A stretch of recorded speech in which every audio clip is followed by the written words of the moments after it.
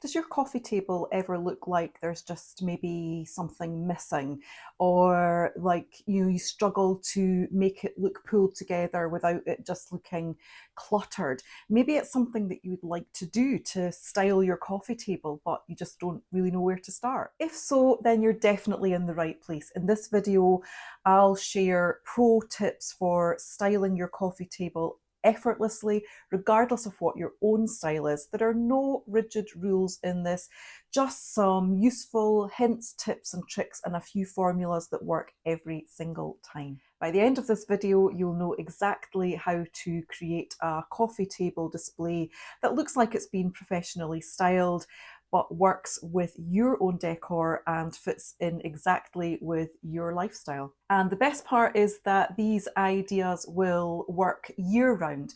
They'll transition you from one season to the next. Of course, you can add your own little spin, your own little nod to the season, a little touch of seasonal decor here or there, but you absolutely don't have to. These ideas will work regardless.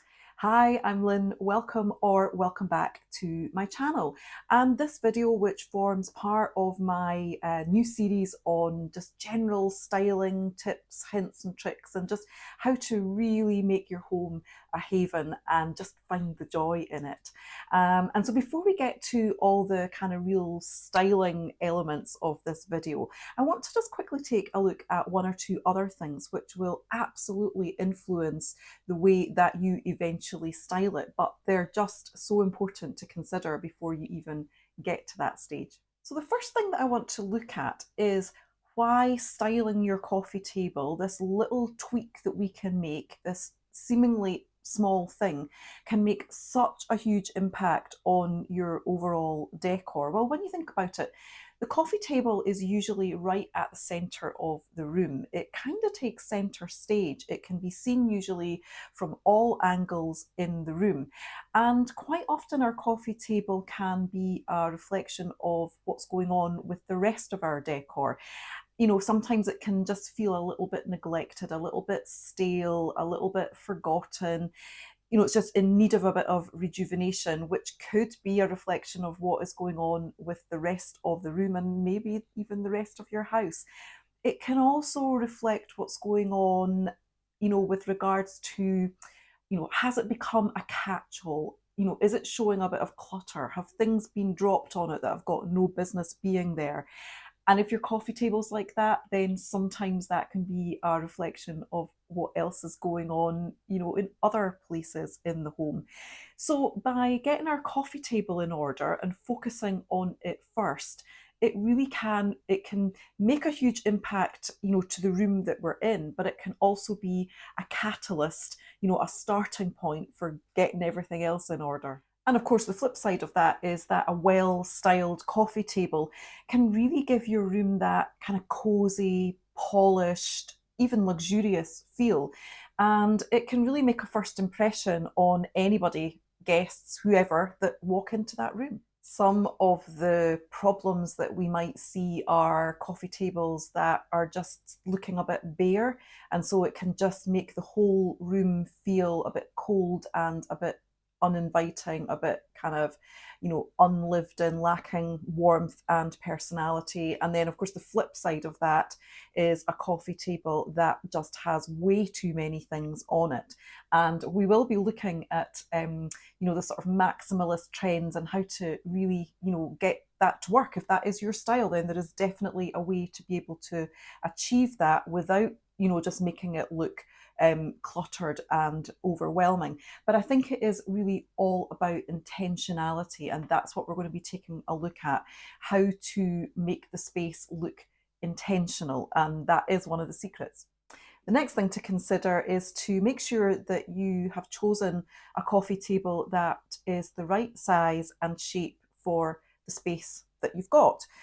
So, you know, a coffee table should be spaced roughly about between 14 and 18 inches away from the side of your sofa or the side of any kind of seating. And you'll also need to be mindful that people, you know, need to move around it. You know, you don't want it to feel pinched at any one point where people are having to, you know, squeeze past it. The other thing to consider when you are choosing a coffee table is how are you going to use it? How do you live in that space? Maybe you have young children or grandchildren that are going to be doing activities on the table, colouring, jigsaws, all sorts of things. And so that will influence how you decorate it as well, because you might regularly have to clear that table. You might be able to, you might need to be able to quickly move everything off it so that, you've got access to it. And how you're going to use the table will also influence, what that table is going to be made of. Maybe you've got a big dog with a big swishy tail. How many times have we seen that, with a big golden retriever that with one wag of its tail can, knock 3 glasses and a vase of flowers over. So definitely think about pets in the space as well. In our home, it's just my husband and I. Our boys are grown and flown. We don't have any little ones to think about. And yeah, we want a table that we can stick our feet up on. We will kick back, with a glass of wine or a cup of coffee or whatever, and, pop our feet up on the table. So there has to be space for, some glasses and maybe, some like snacks and things like that. So I always take that into account when I'm deciding how I'm going to decorate my table. Also, when you're choosing a table, if you're in a position where you are needing a new table and you're, looking at all the different shapes and sizes and types out there, is to also consider what practical things do you have that you will be storing on your table. I'm thinking about things like, remote controls, drinks coasters, maybe you regularly have some reading glasses there, all these kind of things. So maybe for you, looking at a table that's got a shelf underneath might be quite useful. You can pop all those things on the shelf underneath and just have your decor items on the top. Another thing to consider, when buying a new table is, what kind of material is going to work, not only for the aesthetic in your room, but also for your lifestyle. So, polished glass tables look beautiful, but if you've got little ones around or pets, maybe you're going to be continually cleaning them. And that same could be said for, a sort of high gloss finish. Woods are beautiful, but they can scratch. So again, if you're constantly using the table and moving your decor items, on and off it, then, there's a risk that it could get scratched. So that's something to consider as well. Again, you might be considering something like a beautiful stone or a travertine. Beautiful, but very porous. So if you're a red wine drinker or, love your coffee, all these things you need to take into account that, they can stain quite easily. So if you decide that your table is going to be doing some sort of heavy duty, as long as it fits in with your decor, you might think about a textured table. Something like a rattan finish or a reclaimed wood can really add some warmth to your space, and it can really, hide wear and tear very well. So what is the best size for your coffee table? Well, the rule of thumb on this one is that a coffee table should be roughly about 2/3 of the length of your sofa. If you're a bit concerned about, the space that you've got, you might consider an oval table. You might get away with it being a little bit tighter in the middle if, that oval shape is giving you a bit more space at either end of the table. And really, the main reason for taking all these things into consideration is sometimes no amount of styling is going to make up for the fact that your table is just wrong. It's just the wrong size and shape for your space. When I was looking at all these things, I'd actually forgotten about this, but we had a coffee table, I think when we first moved into the house that we're in. So we've been in this house since 1997.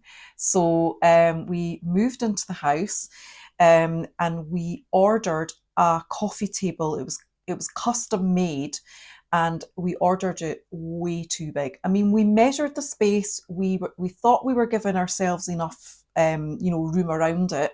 I don't think I had any clue about the 14 to 18 kind of inch rule, because I definitely know we did not have that amount of space. But we had our sofa, then we had the coffee table, then we had the fireplace. Actually, we had 2 sofas, one here, one here. The coffee table sat in the middle and the fireplace was on the other side. And oh, that coffee table was huge. It was reclaimed wood on the top with kind of wrought iron legs. kids were really little at the time, and so it was very useful for, you know, activities and doing all sorts of things. We could have pizza night, we could have, you know, a whole bunch of friends round with all of their drinks on the table. But we did eventually sell that table. It just completely overwhelmed the room. Okay, so let's say that you've got the right coffee table. It's the right size, the right shape, the right colour, the right material. It works with your decor aesthetic in the room, and now it just needs a little bit of styling. And the next thing to consider is, what kind of stylist are you? What speaks to you as far as your decor style? Are you a minimalist? Are you a maximalist? Or are you, probably like me, somewhere in the middle? For the purpose of this video, I'm, you know, going to focus more on the sort of middle of the road. But you know that you can cater more for your style if you're more minimalist or more maximalist by just taking some things away or adding some more things in. So for example, I might be looking at ideas with 3 groupings on the table, but equally you could do it just with 1 grouping, or you could go up to 5 groupings or 7 groupings, or as many as you want. And what do I mean by groupings? Well, let's have a look at some images together and I'll show you exactly what I mean. So this first example with the vase with the foliage, it reads just as one grouping. You could replace that with, you know, a stack of books with a little object on the top, but it would still just read as one grouping. Next, we have this table which has got 3 groupings on it. So the flowers and vase are reading as 1, and then the 3 little books stacked with the bowl on top is reading as 2, and then your tray with the candles and assorted elements there, that is reading as your 3rd grouping. And then this last image here is definitely the maximalist example. We can see 1, 2, 3, 4, 5, 6, 7 little groupings here. I suspect the table is probably even bigger with even more groupings on it. But what I'm particularly looking at on this table that I'm drawn to is how much it tells us about the person that lives there. It tells the story of the house. So you can see there, number 1, the House and Garden magazine. So probably somebody that loves their home and is interested in their home and in their garden. And under the number 6 pile, the book there, A Table for Friends. Probably this person is interested in entertaining and hosting friends in their space.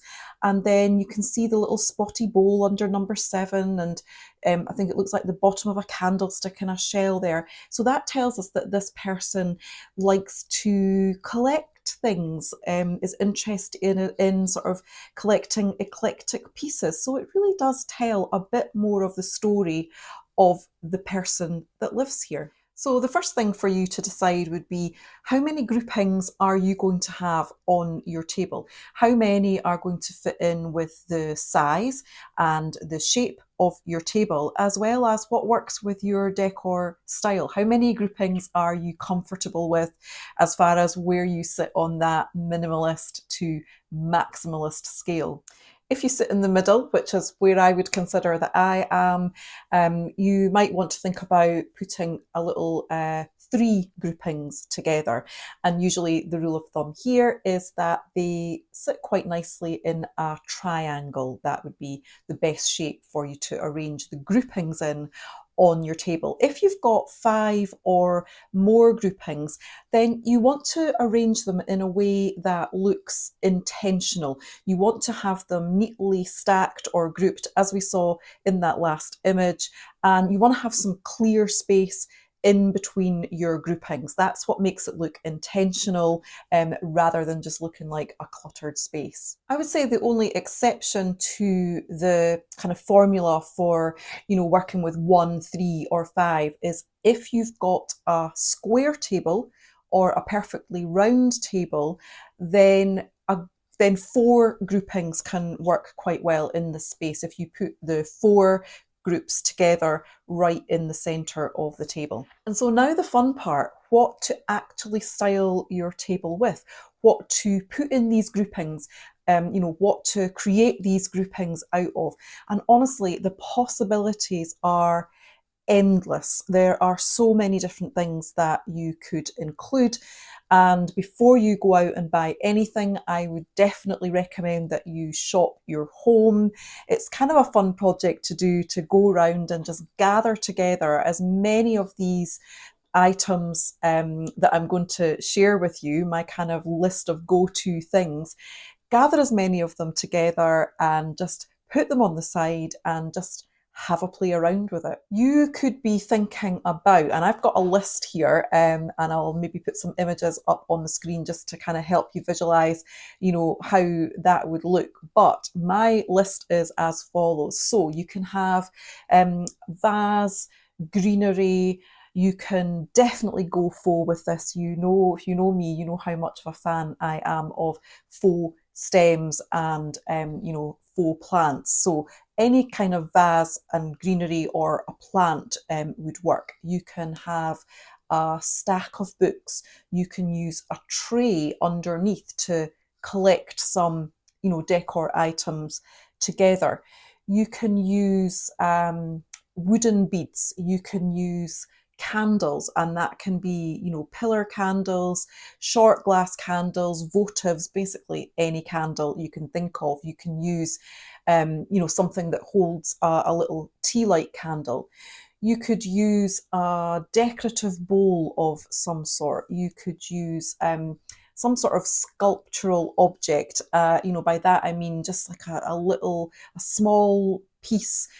TK Maxx is your friend when it comes to, these kind of things. Just something that just looks a little bit different, a little bit of an unusual shape that you can't fit into any other category. It's not a vase or a bowl or you could have coasters, a stack of coasters. You could have a little lidded box. Now, again, TK Maxx have usually got a great range in these, and they can be great for popping your remote control into. If you've not got a coffee table with a shelf on the bottom, then you could always think about a little decor box to throw your remote controls into. You could have some sort of lantern. Again, I guess that would fall into the category maybe of candle or something that you could burn a little tea light with. You've got endless amounts of seasonal decor, whether it's a little Easter bunny in spring or a little decor pumpkin in the autumn. Any kind of seasonal decor, you can add elements into your coffee table decor. You could have a wicker element, like a small basket. You could have a glass cloche with some sort of keepsake inside. You could have a scented diffuser. So all of these things will work, but the key to the styling is just pulling them together. And the key to pulling your groupings together is definitely to mix it up. And that is mixing things, whether it's, mixed heights or, mix in natural elements. Now, that could be that you take a bowl and your natural element might be pine cones, or it might be seashells, or it might be stones. And like I said, include something that is sculptural, just to add a little bit of kind of visual interest and dimension.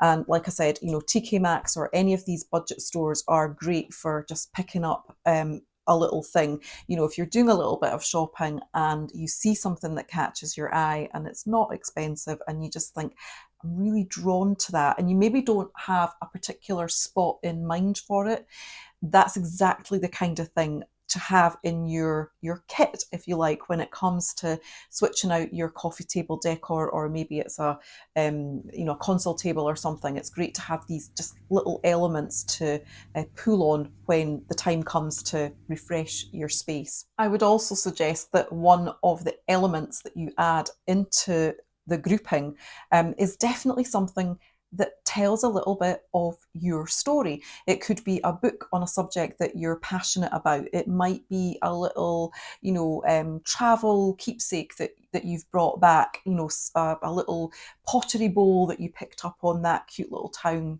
that you visited on your last road trip. These are all the things that just inject your own personality into your space. I would also say another element to add in would be some sort of layering piece. Now, by that I mean it could be a tray that you put underneath and, corral some decor items within it, create a little grouping, with the tray as your base, or it might be a stack of books, or it might be a stack of magazines, but just something that gives that kind of layered effect is always just visually pleasing to the eye. And of course, I wouldn't be me without suggesting that you add a little seasonal element in there, a little nod to the season. But of course, it doesn't have to be, like I said before, an Easter bunny at Easter and a pumpkin in the autumn. You can do it with the overall feel and aesthetic of all your groupings. So, in the summer, they might be kind of light, airy pieces, I don't know, like a white bowl and lighter coloured stems, whereas in the winter, you could go for darker, more moody hues. You don't have to do seasonal decor with, specific seasonal pieces. You can just do it with the whole aesthetic.